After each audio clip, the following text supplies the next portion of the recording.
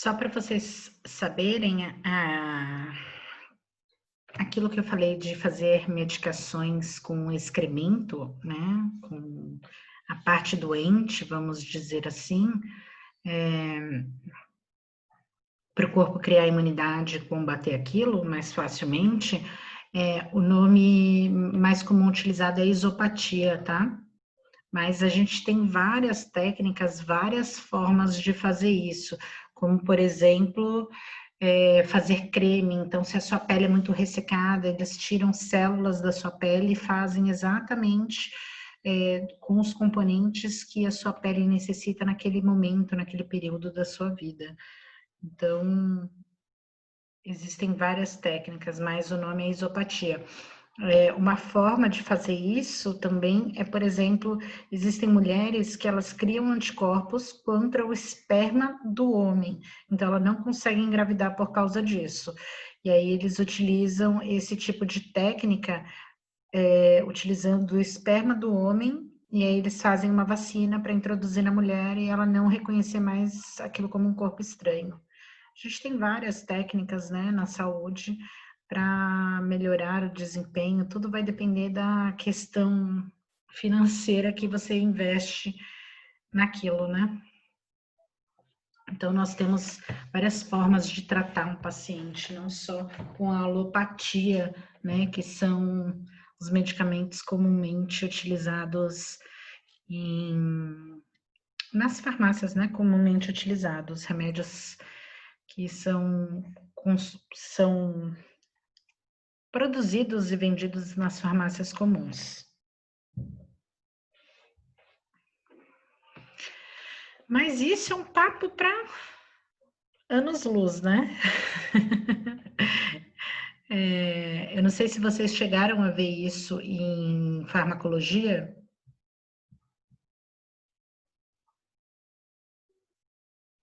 Viram? Podem abrir o áudio, gente, para falar. Eu não vi, professora.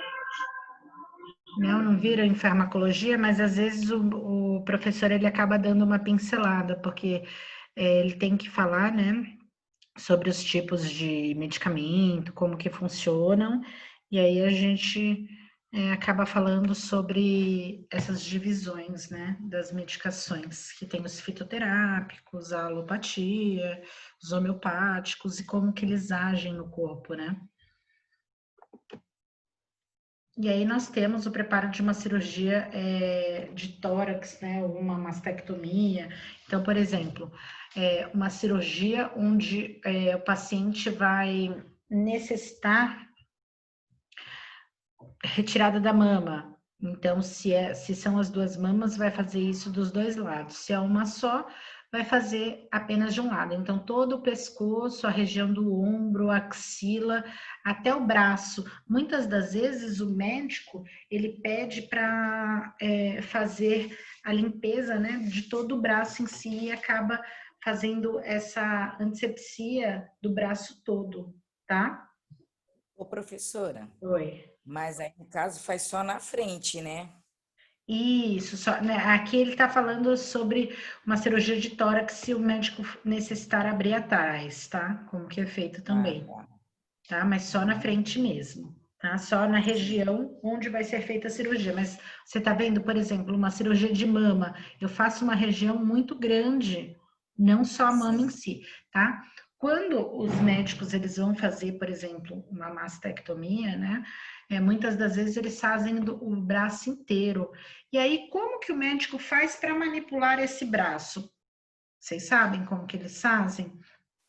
Eles utilizam uma malha tubular. Toda vez que a cirurgia, o médico vai precisar manipular o membro, né, tanto os superiores como inferiores, ele vai precisar de uma malha tubular. Vocês sabem o tecido da... Vocês já viram uma malha tubular? Provavelmente não, né?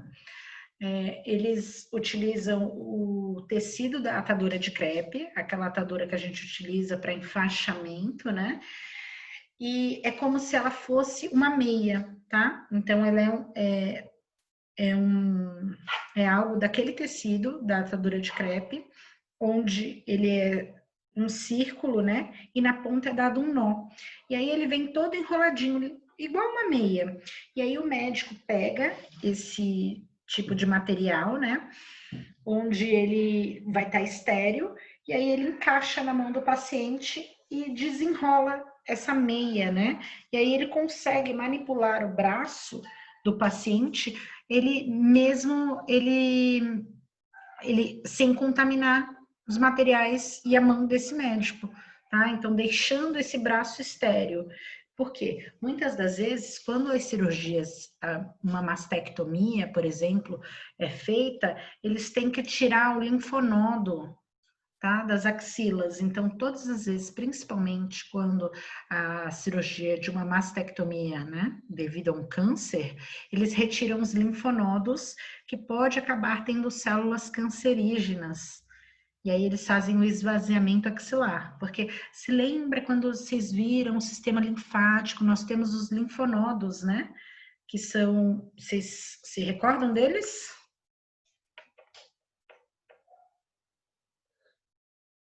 Sistema linfático, professora. Isso, eles fazem parte do sistema linfático e eles agem como se fosse uma peneira do sistema linfático, falando de forma vulgar, né? Vamos dizer assim. E aí pode ter alguma célula cancerígena nele. Na verdade, quando ele identifica, né, que há uma lesão ou alguma infecção ou algo de alteração na região, eles inflamam. E para evitar que haja células cancerígenas nesse linfonódulo, que muitas das vezes ele aparece mais acentuado, os médicos retiram ele também. Por isso que vocês já ouviram falar, a pessoa que retirou a mama, um mastectomizado, não pode verificar pressão, não pode tirar sangue, não pode fazer nada no membro? Sim.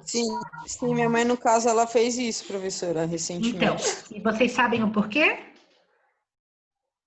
É por conta da como foi feita a operação no local para que a pressão não cause um dano para o paciente, né? Isso é um risco e porque pode haver também alteração na medição ou não. Então, na verdade, é por conta desse linfonodo. Todas as vezes que a gente não pode verificar pressão no membro do paciente, é porque foi retirado aquele linfonodo e significa que o sistema linfático ele vai estar alterado, ele vai estar comprometido. E fazer uma pressão, tanto com garrote quanto com aparelho de pressão, a gente pode alterar esse sistema linfático e acabar trazendo lesões àquele membro ou àquela região.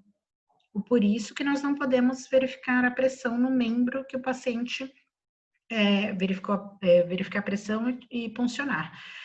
Os médicos orientam fazer isso por no mínimo 5 anos, tá? Até que o corpo consiga se adaptar e regenerar totalmente.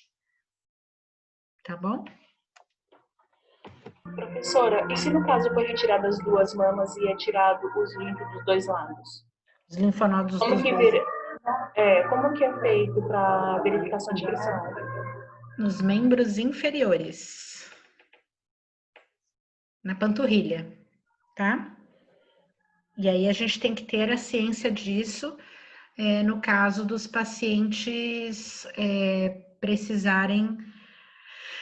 Por isso a importância da coleta de dados. Então, se a gente sabe que o paciente é mastectomizado, a gente tem que colocar os aparelhos de pressão nos membros inferiores.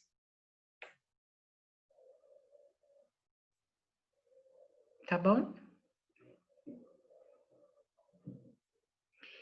E aí, quando o paciente tem uma cirurgia, né, no pescoço, que vai ser uma cirurgia de tireoide ou paratireoide, toda essa região, né, toda a região do pescoço e ombros, né, ela tem que haver além da tricotomia, uma antisepsia de forma adequada para evitar a contaminação.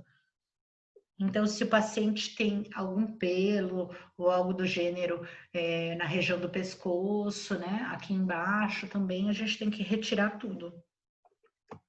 Então, paciente de barba não vai continuar com a barba para fazer uma cirurgia dessa. Algumas instituições, elas também têm maquininha de barbear, tá? Que acaba sendo um pouco mais fácil, por exemplo, quando a gente precisa fazer uma cirurgia, uma craniotomia ou algo do gênero, para a gente retirar os pelos maiores e aí depois passar a gilete. As cirurgias nos joelhos e nos membros inferiores, isso deve ser feito numa região extremamente maior, né? Até a pelve, tá bom?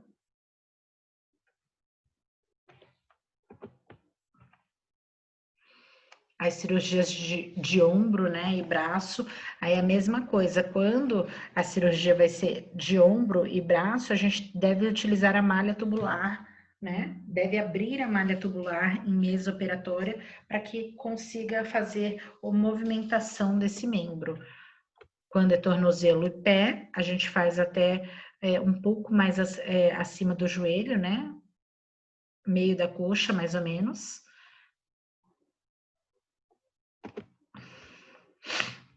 As cirurgias de mão e antebraço, a gente faz a tricotomia e a asepsia até a região axilar para evitar contaminação. Então, isso aqui é só para demonstrar para vocês como que tem que ser grande, né, a região para a gente fazer essa limpeza, essa antisepsia de uma forma adequada para evitar contaminação, tá? Então, a mesma coisa quando é cirurgia de quadril, eu tenho que limpar todo o membro, né, e até um pouco acima, para que eu consiga retirar todos os micro-organismos daquela região. E aí a gente entra em alguns fatores. Então, vocês já ouviram falar que se a gente toma alguns medicamentos, a gente não pode fazer procedimentos cirúrgicos ou algo do gênero?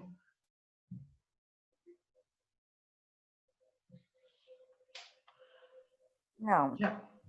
Seria por conta da cicatrização? Aí existem vários fatores, né? Por conta da cicatrização, por conta de o paciente estar em processo infeccioso, tudo isso conta de alguns tipos de medicamento mascararem, né? Alguma complicação que possa ter no corpo, como febre ou algo do gênero, e aí os médicos acabam cancelando a cirurgia. Quem acaba cancelando muitas das vezes o próprio anestesista, tá? Então, todo procedimento cirúrgico, quando o paciente interna, o anestesista, sem ser urgência e emergência, o anestesista ele vai até o quarto, ele faz uma visita de médico, né? Ele abre a porta e fala: oi, tudo bem? Meu nome é fulano, eu sou anestesista, quantos quilos você pesa? Você está tomando algum remédio? Ah, tá bom, tchau. Né? Muitas das vezes eles fazem dessa forma, não é o correto, tá? Assim como a gente falou, o ideal seria que ele pesasse esse paciente, não perguntar para ele quanto ele pesa, ou até mesmo a equipe de enfermagem do setor estar pesando esse paciente para a gente ter, saber, né, o real peso desse paciente, porque todo mundo mente, né? Isso, professora, era isso que eu queria saber. Boa noite, aqui quem está falando é a Ludmara, porque essa pergunta para mim, eu não sei se eu já comentei com a senhora, mas para mim fica ainda assim meio vago, sabe? Como é que eles fazem a conta da anestesia? Eles fazem a conta mediante peso. E aí eles perguntam peso para a pessoa sempre vai mentir o peso, né? Principalmente se for mulher. Vai tirar uns 3, 5 quilos. Mas o que acontece? O ideal é a equipe de enfermagem pesar esse paciente. E qual é o peso que a gente tem que fazer? O peso basal. Quando a gente consegue esse peso do paciente assim que ele acorda em jejum? Então, ele não fez xixi, ele não fez cocô, ele não comeu nada, ele não bebeu água, aí eu peso ele, para eu ter um peso basal desse paciente. Tá bom? Pode falar. Eu nunca vi ninguém se pesando, nem internado. Por isso que eu fico... Infelizmente, isso não ocorre. E aí, por isso que acaba ocorrendo muitas intercorrências durante o procedimento cirúrgico. Ou o paciente demora muito para retornar do procedimento anestésico, ou o paciente pode acordar antes do procedimento cirúrgico acabar. E isso é de extremo prejudicial para a saúde do paciente. Então, é de extrema importância que o técnico de enfermagem, o enfermeiro e o médico tenha ciência disso e que faça essa pesagem antes do paciente ir para o centro cirúrgico. Ah, então o certo é a pesagem. O certo é a pesagem. O paciente pode falar, nossa, eu peso tanto. Tudo bem, senhora, mas vamos pesar? Isso, porque esse é o correto para poder Esse é o fazer. correto, tá? Esse é o correto. Quando não se faz isso, então a gente tem uma falha em cascata. Então nós temos uma falha do técnico de enfermagem que não fez, do enfermeiro que não cobrou e do médico que só perguntou também. Então a gente tem uma falha de todos os profissionais. E isso Mas acaba sendo um protocolo também do próprio hospital, né, professora? Sim. Então, mas o que acontece? Os protocolos, eles estão no papel. Se eu não tenho uma enfermeira que cobra, eu posso falar que fiz e não fiz, tu entendeu? Então, Professora, e no caso de uma cirurgia de emergência? numa cirurgia de emergência, aí realmente o médico É um olhômetro. vai deduzir o peso mediante a altura. O que acontece? Assim como a nutrição, por exemplo, quando o paciente está internado, até a alimentação dele é mediante ao peso dele. Por quê? Uma pessoa, vocês já viram nos alimentos, ó, eu estava comendo aqui uma bolachinha, acho que nem tem aqui. Mas aqui embaixo vem, tipo assim, vem consumo de 200, referente, né? Vem lá, não sei quantas calorias, referente ao consumo diário de 2.000 calorias. Vem sempre assim nos alimentos escrito, não é? Mas o consumo de 2.000 calorias deve ser para uma pessoa de 80 quilos e 1,80 m, tá? Quando uma pessoa ela é menor e pesa menos, ela deve consumir menos calorias para ela manter o peso dela. Então, uma pessoa de 1,60 m que pesa 60 quilos, ela tem que consumir 1.200 calorias para ela manter o peso dela. 1.200 calorias é um lanchinho do Mac, né, gente? Vamos combinar. Então, quando a pessoa começa a consumir mais calorias, ela começa a ganhar peso. Então, meu metabolismo diminuiu. Não, você que aumentou o consumo de calorias, por isso que você engordou.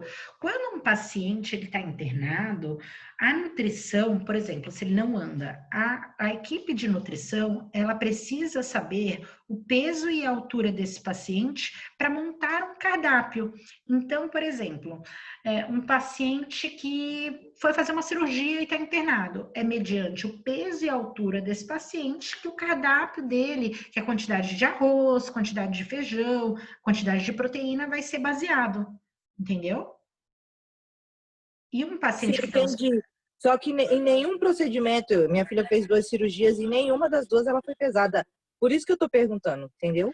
Infelizmente, provavelmente eles perguntaram para você, né? Eles não perguntaram para você o peso dela? Perguntaram para ela. Ah, perguntaram. Quantos anos ela tem? 26. 26, perguntaram para ela. Achei que era bebê, criança. Não.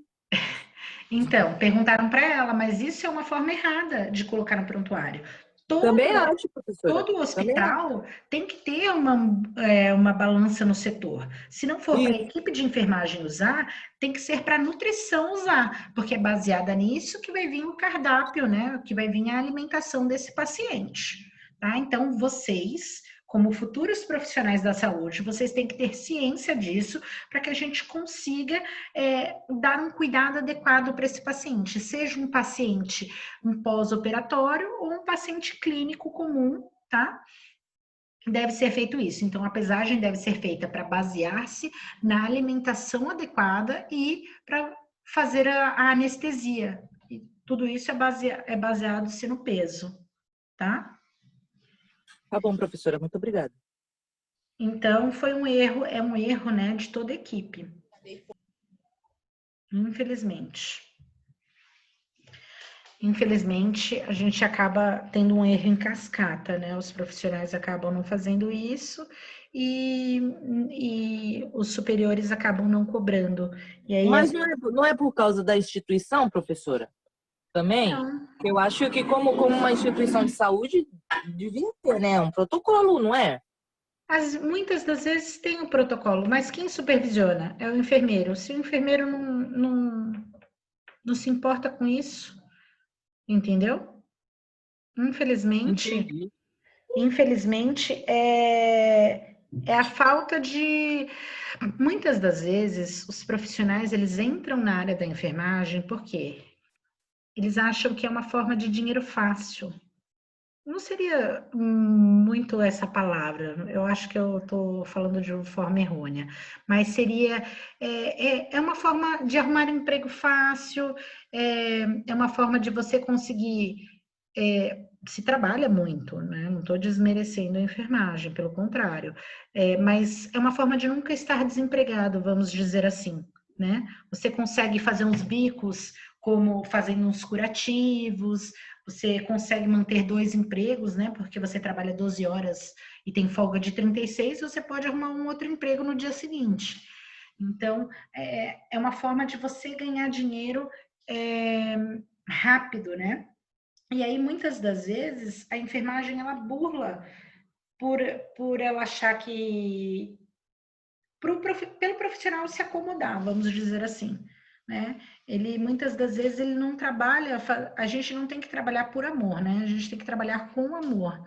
E aí, quando a gente não faz isso, a gente acaba deixando falho. A gente faz apenas por obrigação e não pensando na vida do paciente. E isso acaba trazendo danos a ele, infelizmente, né? Os profissionais, eles têm que se formar e demonstrar, né, que realmente estão fazendo aquilo, colocar o que eles aprenderam em prática e não fazer por fazer. Por isso que eu acho extremamente importante vocês terem a consciência do porquê das coisas. Então, não adianta, por exemplo, você trabalhar em pronto atendimento, um paciente chega lá com uma lesão de 8 horas, né, que já faz 8 horas que ele cortou, e você simplesmente virar para ele e falar, não dá para dar ponto. Sabe? Você tem que saber o porquê. E ele vai te perguntar por que não dá para dar ponto. O médico falou que não dá. Essa não é a resposta. Você tem que saber para você conseguir orientar esse paciente. Então, eu acho que é muito por não saber o porquê dos processos que muitas das vezes os profissionais eles acabam pulando etapas. E aí, infelizmente, isso acaba causando danos ao próprio paciente, né? Ou até mesmo desinformação, né? Que eu acho que acaba sendo pior ainda, né? A falta de informação. Na verdade, é um amontoado de corpos, né, professora? As Oi? pessoas não vê vida, os profissionais acabam vendo corpos e não vida. Exatamente. E eu vou te contar mais, principalmente os profissionais que trabalham dentro de centro cirúrgico. A gente perde essa humanização. Por isso que eu falei para vocês fazerem esse trabalho sobre humanização. A gente perde isso. A gente perde o tato com o paciente. Por quê? Grosseiramente falando, gente. Sabe olha, eu vou até...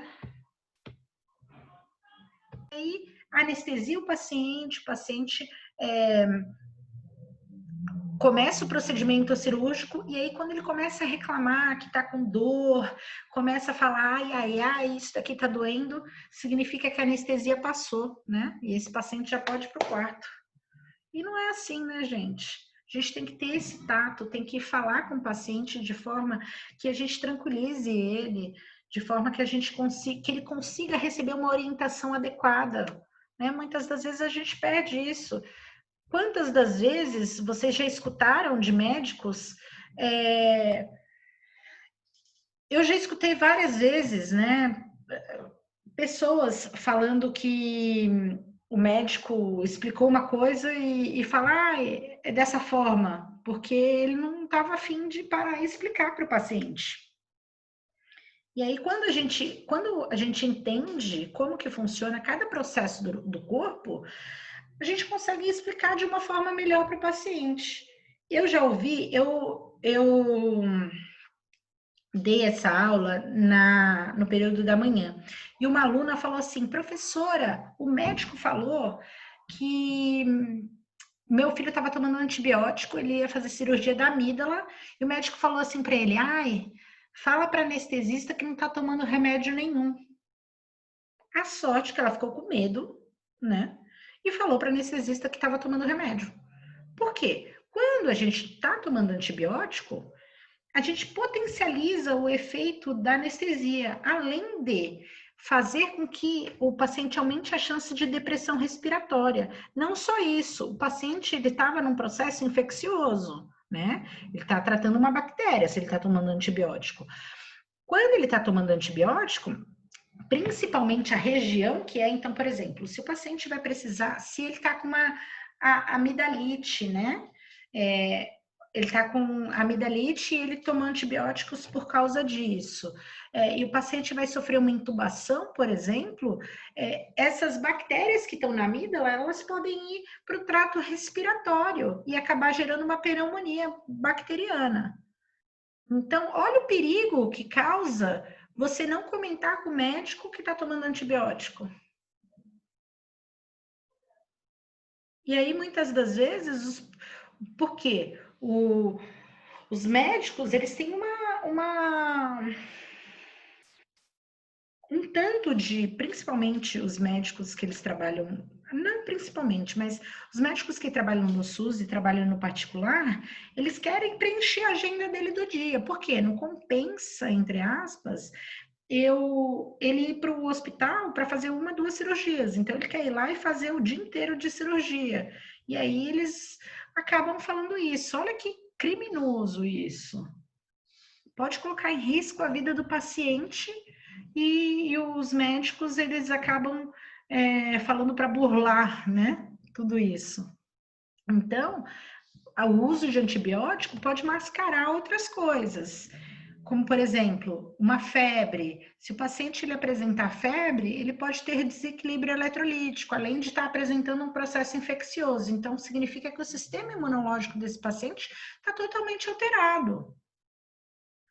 Então, tudo isso acaba gerando complicações, tá? Então, a gente já falou dos antibióticos, os antiarrítmicos, os remédios para arritmia, né? Eles diminuem a contração do coração e aí eles acabam prejudicando a circulação dos anestésicos. Então, o paciente que ele toma esse tipo de remédio, o anestesista tem que ter total ciência disso. Então, ele vai precisar de uma dosagem maior porque esse remédio ele vai demorar para circular, ou até mesmo ele anestesiar muito antes do procedimento cirúrgico, para que ele esteja totalmente anestesiado ao iniciar o procedimento cirúrgico. Os anticoagulantes pode aumentar a chance de hemorragias. Então, o posicionamento desse paciente, se for uma cirurgia abdominal, a gente pode colocar em Trendelenburg ou algo do gênero para diminuir essa chance, ou o cirurgião até mesmo ter ciência de que pode ter um sangramento mais intenso, né?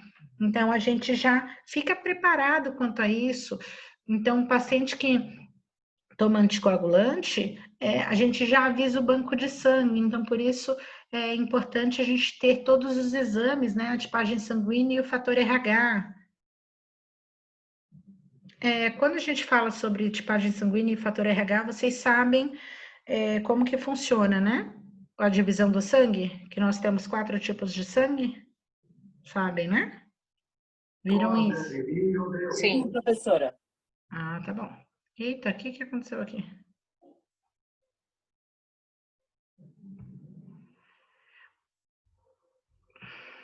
Como que faz isso, gente?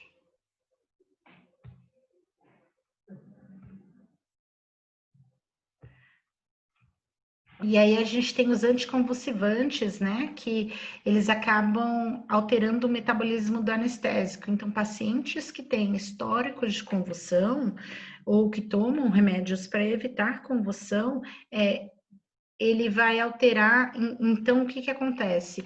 Ele vai acabar demorando mais para acordar desse procedimento cirúrgico. E aí acabando gerando, né, mais, fazendo com que esse paciente precise tomar menos remédios, porque o metabolismo ele vai demorar para sair do procedimento anestésico. Então, muitas das vezes os médicos eles acabam administrando menos medicação, porque essa medicação vai durar um tempo maior devido à ação desses remédios, tá? Os antihipertensivos que eles interagem com os remédios, deixando o que acontece? As anestesias, elas deprimem o sistema respiratório e o sistema cardíaco. Então, elas diminuem, né, a respiração e vão diminuir os batimentos cardíacos também. Então, quando o paciente ele toma um antihipertensivo, ele já está tomando para controlar a pressão, para diminuir essa pressão. E aí, quando ele toma anestesia, ele tende a apresentar uma pressão extremamente baixa. Então, esse paciente vai ser um paciente que ele vai ter mais risco de uma queda após retornar para o quarto, porque ele vai ter uma diminuição da pressão muito grande. Então, é de extrema importância a gente ter ciência disso, porque podem apresentar complicações no pós-operatório referente às medicações que ele toma antes de sofrer o procedimento anestésico, tá? Os diuréticos fazem com que esse paciente aumente o desequilíbrio eletrolítico, porque junto com a anestesia, ele aumenta a excreção de potássio. Então, o paciente ele pode ter um desequilíbrio da bomba de sódio e potássio no corpo e acabar causando uma desidratação. Tá? Então, a gente tem que ficar atento a esse tipo de paciente. Então, paciente, geralmente, quem toma diurético, né, são pacientes renais e pacientes cardíacos, tá? Para diminuir a quantidade de líquido no corpo. Então, a gente tem que ficar atento, um pouco mais atento a esse tipo de paciente, porque ele precisa receber um volume um pouco maior de soluções, né? Seja soro fisiológico, ringue lactato ou até mesmo soro glicosado, para esse paciente não apresentar desidratação. E os pacientes que tomam insulina, a gente tem que controlar a dosagem. Por que isso que a gente tem que controlar a dosagem do paciente que toma insulina? Vocês sabem me dizer? Para pacientes diabéticos, no caso, a senhora está falando? Isso. Para não entrar em coma, né? Sim, Uma prevenção de mas coma. por que a gente tem que controlar essa NPH? Por conta do processo de cicatrização? Não entra o processo de cicatriz ainda, para controlar a diabetes. No caso de aumentar muito e abaixar muito, professora? Não, o que acontece? Quando o paciente vai sofrer um procedimento cirúrgico, ele tem que estar o quê? Em jejum, não é? No jejum. Quando ele está em jejum, ele precisa, na verdade, não é que ele precisa, a glicemia dele vai baixar, porque ele vai ficar 8, 10, 12 horas em jejum, vai depender do procedimento cirúrgico, então a glicemia dele tende a baixar. Se ele tomar muita insulina, ou a quantidade de insulina que estava prescrita para ele diariamente, ele vai ter uma queda muito brusca dessa glicemia. Então, por isso que um dia antes, a gente tem que, nós, técnicos de enfermagem, enfermeiros, né, temos que nos atentar, porque vai haver um declínio muito grande se ele continuar tomando a mesma quantidade de insulina. Então, essa quantidade tem que ser regulada, tá? Para ele não tomar muito. E o que o paciente diabético toma durante o procedimento cirúrgico? Você lembra que a gente falou?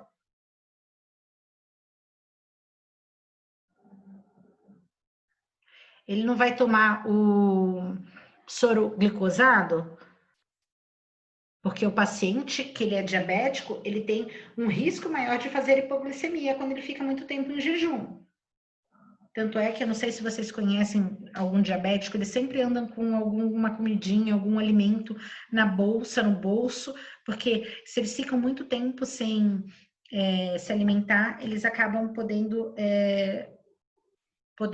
apresentar uma hipoglicemia, ficando tonto, visão turva. Mas o soro glicosado ele só vai tomar se necessário, se caso abaixar muito, né? Então, geralmente, em procedimentos cirúrgicos, idosos, crianças e pacientes diabéticos costumam tomar o soro glicosado devido a estar muito tempo de jejum. E aí pode acabar causando uma hipoglicemia durante o procedimento cirúrgico. Então, esses 3 tipos de paciente acabam fazendo uso de soro glicosado, tá bom? Então, mas no caso do diabético, ele tem que ter esse controle para poder aplicar o soro glicosado. Isso, então assim, o paciente diabético a gente vai ter um controle mais rigoroso durante o procedimento cirúrgico. Então, a cada 1 hora, 2 horas tem que ser feita a glicemia para ver se vai utilizar o soro fisiológico, o soro Ringer lactado ou o soro glicosado, tá? E quando sai do procedimento cirúrgico, se ele tomou soro glicosado, a quantidade da insulina que ele toma também tem que ser regulada, para evitar que ele apresente uma hiperglicemia.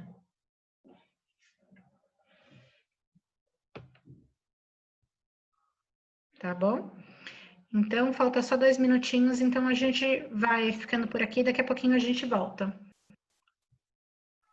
Tá bom, professora, obrigada. Ok. A Suelen perguntou, em caso de criança apresentar alguma síndrome ou patologia, também interfere o soro glicosado? Não, só se essa patologia for referente ao pâncreas ou algo do gênero, tá? Mas a maioria das vezes eles utilizam soro glicosado porque a característica do idoso e da criança, elas têm uma característica muito forte que, se eles ficarem um longo período sem se alimentar, eles apresentam uma hipoglicemia, tá? Devido a criança, ao metabolismo ser extremamente acelerado, né? E ao idoso, devido ao consumo maior de insulina, de glicose do corpo. E aí, daqui a pouquinho a gente volta, então. Ok.